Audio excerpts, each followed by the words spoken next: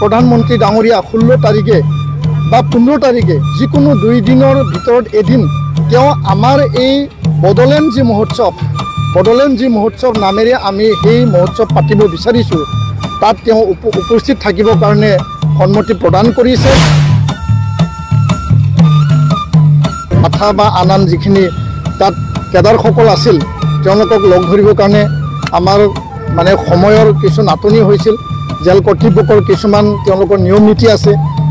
পুনৰ আমি জেললৈ যাম, তেওঁলোকক খা খবৰ লওঁ।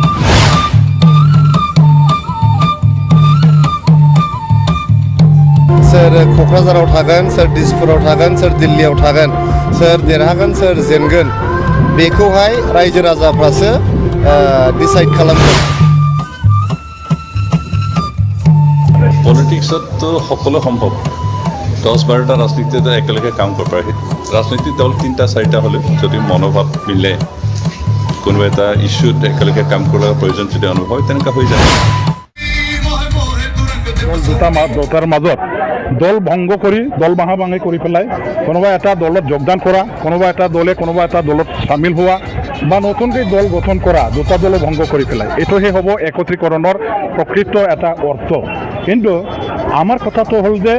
এতিয়া দল হিচাপে BPF দল যেনেকৈ আছে ঠিক তেনেকৈ থাকিব, ইয়াত ভাঙি কৰাৰ কোনো কাৰণ নাই। UPPL যেনেকৈ আছে সেই দলত ঠিক তেনেকৈ থাকিব, ইয়াত ভাঙি কৰাৰ কোনো কথা নাই। নিজৰ দলীয় পৰিচয় অস্তিত্ব পতাকা আমি বজাই ৰাখিহে 2025 চনৰ হ'বলগীয়া BTC নিৰ্বাচনত একেলগে এলায়েন্সৰ এটা নীতিৰে আসন বুজাবুজি ভাগ কৰি লোৱাৰ নীতিৰে নিৰ্বাচনত অংশগ্ৰহণ কৰিবৰ কাৰণেহে আমাৰ মাজত আলোচনা বিলোচনা আমি চলাই আছোঁ। এই BPF কৰা হোক বা UPPL কৰা নেতাই হোক, আমাৰ শীৰ্ষ নেতাৰ পৰা আৰম্ভ কৰি নিম্ন স্তৰত থকা নেতালৈকে কৰ্মীলৈকে আমি সবেই বিচাৰিছোঁ যে এটা সময়ৰ একেলগে আন্দোলন কৰি অহা BTC সৃষ্টি কৰা এই দুটা দলত থকা নেতা কৰ্মীসকলে একগোট হৈ পেলাই অহা 2025 ইলেকশ্যনত এলায়েন্সৰ স্পিৰিটটো মেইনটেইন কৰি ইলেকশ্যন খেলিব নোৱাৰোঁ, আমি খেলিব পাৰোঁ। BTC ৰক্ষণাবেক্ষণৰ ক্ষেত্ৰত আমাৰ BTC সমাজখন ৰক্ষণাবেক্ষণ দিয়াৰ ক্ষেত্ৰত আমাৰ এই BTC কেন্দ্ৰিক দুটা আঞ্চলিক ৰাজনৈতিক দল BPF আৰু UPPL একগোট হৈ এলায়েন্স কৰি ইলেকশ্যন খেলিবলৈ আমাৰ কোনো অসুবিধা নাই, আপত্তি নাই, একমত। ইয়াৰ কাৰণে এটা নীতি তৈয়াৰ কৰিছে। যিমান সমষ্টি আছে এই সমষ্টিবিলাক সমানে ভাগ কৰি পেলাই আমি কোনটো সমষ্টি কাৰ হাতত ৰাখি পেলাই নিৰ্বাচন কৰিম, ইয়াৰ এটা আলোচনা আমাৰ মাজত চলিছে। এতিয়া সমষ্টিবিলাক আমি চিনাক্ত কৰিম, কোনটো সমষ্টি কাৰ হাতত আমি ৰাখিম। ইয়াৰ পিছত একেলগে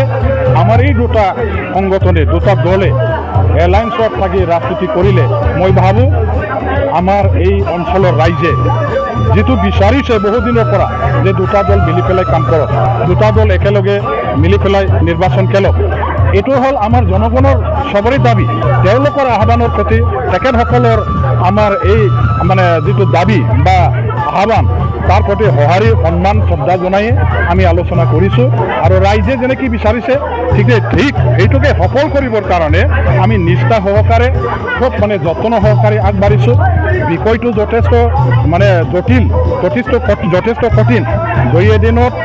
এই একবাৰ দুইবাৰ আলোচনা কৰোঁতে এইটো মিলি যাব, শেষ হৈ যাব, সেইটো তেনেকুৱা আশা কৰাটো এইটো ঠিক নহয়। পলিটিক্সত সকলো সম্ভৱ। 10-12টা ৰাজনীতিত একেলগে কাম কৰিব পাৰি। ৰাজনৈতিক দল 3-4টা হ'লে যদি মনোভাৱ মিলে কোনোবা এটা ইস্যুত একেলগে কাম কৰাৰ প্ৰয়োজন যদি অনুভৱ হয় তেনেকুৱা হৈ যায়। প্ৰয়োজন অনুভৱ হৈছে নিশ্চয় আমাৰ নেতাসকলে সেইকাৰণে আলোচনা কৰিছোঁ BPFৰ লগতে। এতিয়া কি হয় সেইটো পিছত সময়হে দেখা দিব, সেইকাৰণে আমি আলোচনা আৰম্ভ কৰিছোঁ আমাৰ 2টা দলৰ নেতাসকলৰ মাজত। তেওঁলোকৰ মতামত যদি মিলি যায় সেইটো একত্ৰিত হ'ব পাৰে, এতিয়া নিমিলে এতিয়ালৈকে আগতীয়াকৈ কোৱা নাই।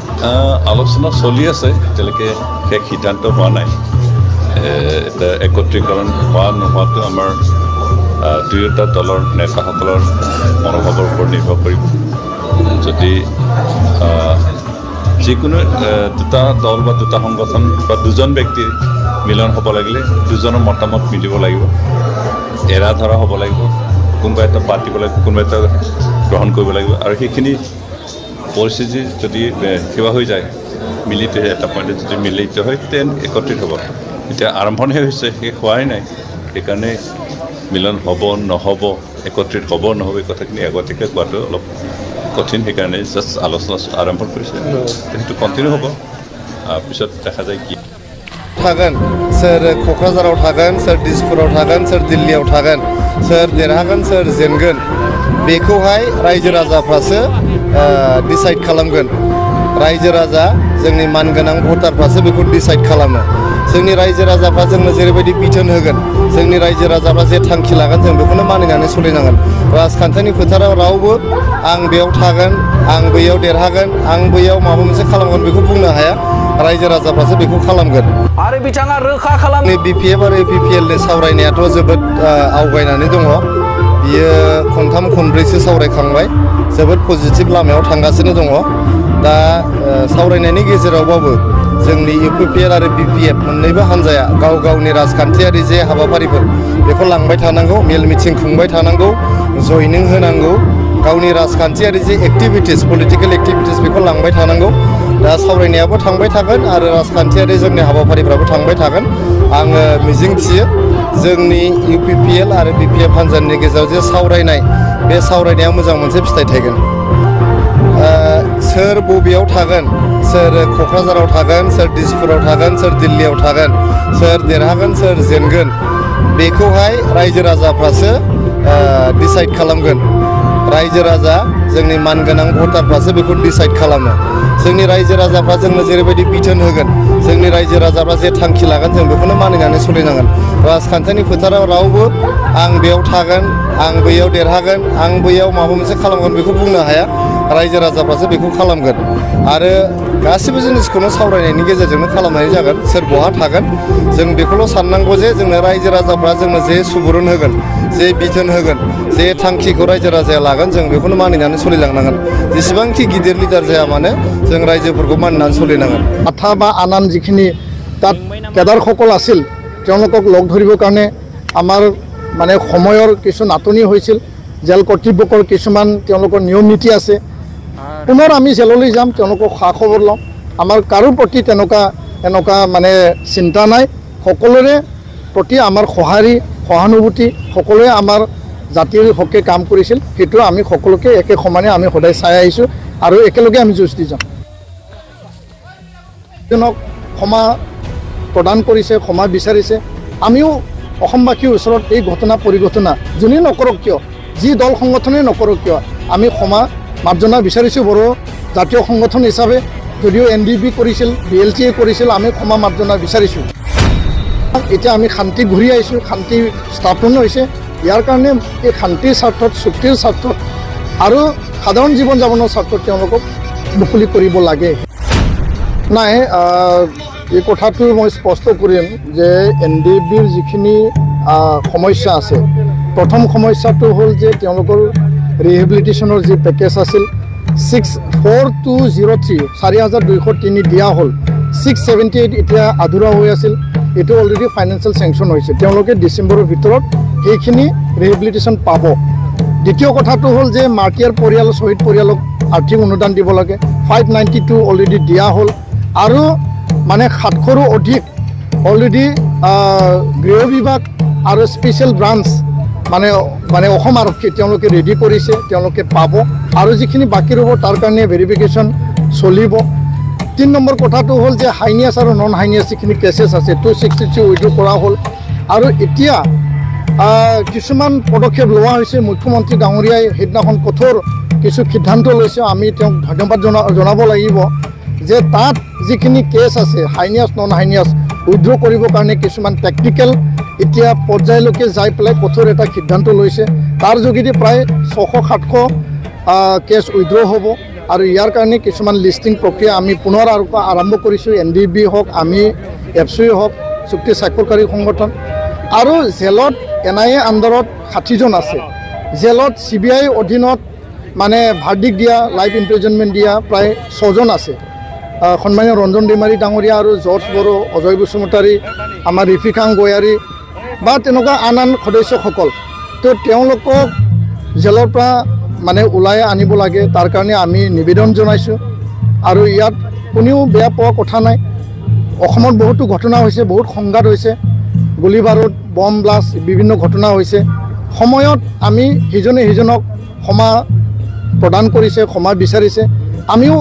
অসমবাসীৰ ওচৰত এই ঘটনা পৰিঘটনা যোনে নকৰক কিয় যি দল সংগঠনে নকৰক কিয় আমি ক্ষমা মাৰ্জনা বিচাৰিছোঁ বড়ো জাতীয় সংগঠন হিচাপে যদিও NDP কৰিছিল BLTA কৰিছিল আমি ক্ষমা মাৰ্জনা বিচাৰিছোঁ আৰু তেওঁলোকে আজি চুক্তিত আবদ্ধ হ'ল শান্তি প্ৰক্ৰিয়াত তেওঁলোকে আহিল 5 বছৰ হ'ল চুক্তি এতিয়া শান্তি ইয়াত গুলি বাৰুদৰ কোনো পৰিৱেশ নাই ইয়াত হত্যা হিংসাৰ কোনো পৰিৱেশ নাই তো এই এটা খণ্ডিখনত এটা মানুহে যদি 13 বছৰ জেলত থাকে 15 বছৰ জেলত থাকে 16 বছৰলৈকে জেলত আছে তেওঁলোকে এতিয়া মূল খুঁটিলৈ আহিছে তেওঁলোকৰ যি কণ্ডাক্ট অফ বিহেভিয়াৰ তেওঁলোকৰ যি মানসিক শাৰীৰিক যি চিন্তা চৰ্চা কৰ্মৰাজি সকলো এটা সাধাৰণ মানুহ নিচিনা এতিয়া হৈছে তো তাকে আমি জেলত তেওঁলোকক বুজনি ল'বলৈ গৈছিল আলোচনা কৰিবলৈ গৈছিল তেওঁলোকক শাৰীৰিক সম্মৰ মাননীয় মুখ্যমন্ত্ৰীক আমি আহ্বান জনাইছোঁ যে এইটো কোনো ভাল বেয়া পোৱা কথা নাই আমি অসমবাসীৰ ওচৰত ক্ষমা বিচাৰিছোঁ এই ঘটনা পৰিঘটনা এতিয়া আমি শান্তি ঘূৰি আহিছোঁ শান্তি স্থাপন হৈছে ইয়াৰ কাৰণে এই শান্তিৰ স্বাৰ্থত চুক্তিৰ স্বাৰ্থত আৰু সাধাৰণ জীৱন যাপনৰ স্বাৰ্থত তেওঁলোকক মুকলি কৰিব লাগে সেইটোকে আমি কৈছোঁ আৰু ইয়াত বাধা বা আন যিখিনি তাত কেডাৰসকল আছিল তেওঁলোকক লগ ধৰিবৰ কাৰণে আমাৰ মানে সময়ৰ কিছু নাটনি হৈছিল জেল কৰ্তৃপক্ষৰ কিছুমান তেওঁলোকৰ নিয়ম নীতি আছে পুনৰ আমি জেললৈ যাম তেওঁলোকক খা খবৰ ল'ম আমাৰ কাৰো প্ৰতি তেনেকুৱা মানে চিন্তা নাই সকলোৰে প্ৰতি আমাৰ সহানুভূতি সকলোৱে আমাৰ জাতিৰ হকে কাম কৰিছিল সেইটো আমি সকলোকে একে সমানে আমি সদায় চাই আহিছোঁ আৰু একেলগে আমি যুঁজ দি যাম নতুন দিল্লীত অহা 15 আৰু 16 তাৰিখ বড়ো সাহিত্য সভাৰ প্ৰতিষ্ঠা দিৱস হয় সেইদিনাখন সাহিত্য চৰ্চাৰ বিভিন্ন বিষয় আহিব আৰু 15 তাৰিখে আমি ইয়াত ৰাখিছোঁ যে আমাৰ শিক্ষাৰ লগত ৰাষ্ট্ৰীয় শিক্ষা নীতি আধাৰত আমি ধৰ্মেন্দ্ৰ প্ৰধান ডাঙৰীয়াক আমি মাতিবৰ কাৰণে আমি যোজা চলাইছোঁ ইয়াৰ আধাৰত আলোচনা হ'ব বিশ্ববিদ্যালয় কেন্দ্ৰীয় বিদ্যালয় নৱোদয় বিদ্যালয়বিলাকত বড়ো ভাষা বড়ো ছাবজেক্ট বড়ো ডিপাৰ্টমেণ্ট খুলিবৰ কাৰণে আমি ধৰ্মেন্দ্ৰ প্ৰধান ডাঙৰীয়াক অলৰেডি স্মাৰক পত্ৰ প্ৰেৰণ কৰিছোঁ আৰু সন্ধিয়া আমাৰ কালচাৰেল শ্ব'কেছ হ'ব বড়ো জাতিৰ যি চহকী কলা সংস্কৃতি বড়ো জাতিৰ যি বাগুৰুম্বা বা বিটিআৰত বসবাস কৰা আন জাতি জনগোষ্ঠী ৰাজবংশী হওক আপোনাৰ চাওতাল আদিবাসী বেংগলী হওক গোৰ্খা হওক বিভিন্ন জাতি জনগোষ্ঠীৰ ইয়াত কালচাৰেল ইয়াত শ্ব'কেছ হ'ব আৰু 16 তাৰিখে ৰাজঘাটৰ পৰা যন্তৰ মন্ত্ৰলৈকে প্ৰায় 10 কিলোমিটাৰ জোৰা কালচাৰেল প্ৰচেশ্যন বা ৰেলী শান্তিৰ উপলক্ষে এইটো কৰা হ'ব আৰু 16 তাৰিখে আমি আশা কৰিছোঁ অলৰেডি আমি অসমৰ মাননীয় মুখ্যমন্ত্ৰী ডক্টৰ হিমন্ত বিশ্ব শৰ্মা ডাঙৰীয়াৰ যোগেদি প্ৰধানমন্ত্ৰী নৰেন্দ্ৰ মোদী ডাঙৰীয়াক আমি চিঠি প্ৰেৰণ কৰিছোঁ আৰু এতিয়ালৈকে আমাৰ তাত যোনটো খবৰ আহিছে প্ৰধানমন্ত্ৰী ডাঙৰীয়া 16 তাৰিখে বা 15 তাৰিখে যিকোনো 2 দিনৰ ভিতৰত এদিন তেওঁ আমাৰ এই বড়োলেণ্ড যি মহোৎসৱ নামেৰে আমি সেই মহোৎসৱ পাতিব বিচাৰিছোঁ তাত তেওঁ উপস্থিত থাকিবৰ কাৰণে সন্মতি প্ৰদান কৰিছে আৰু ইয়াৰ ফাইনেল কনচেণ্ট আহিবলৈ আৰু কেইদিনমান লাগিব তো ইয়াৰ কাৰণে আমি প্ৰায় 5,000ৰো অধিক এই অসমৰ পৰা বড়ো ভূমিৰ পৰা দিল্লী মেঘালয় বা মানে নেপাল ৱেষ্ট বেংগল বিভিন্ন প্ৰান্তৰ পৰা মানে বড়ো লোকসকল এটা আমব্ৰেলাত এটা ছাতিৰ তলত আমি একত্ৰিত হ'ম লগতে আন জাতি জনগোষ্ঠীৰ যিহেতু এইটো শান্তিৰ এটা মহোৎসৱ হয় কলা সংস্কৃতিৰ এটা মহোৎসৱ হয় সাহিত্য চৰ্চাৰ এটা মহোৎসৱ হয় আৰু শিক্ষাৰ এটা মহোৎসৱ হয় আমি একেলগে বিভিন্ন জাতি জনগোষ্ঠী তাত একেলগে একগোট হ'ম আৰু এই আপোনালোকৰ চেনেলৰ যোগেদি মই অসমবাসী আৰু বিটিআৰবাসী ৰাইজক জনাব বিচাৰিছোঁ আপোনালোকে দলে বলে এই কাৰ্যসূচী 15 আৰু 16 য'ত ভাৰতৰ মানে সন্মানীয় প্ৰধানমন্ত্ৰী নৰেন্দ্ৰ মোদী ডাঙৰীয়া উপস্থিত হ'ব তাত অংশগ্ৰহণ কৰিবৰ কাৰণে সকলোৱে যাতে মানে যায় তাকে মই সকলোকে বিনম্ৰতাৰে মই আহ্বান জনাইছোঁ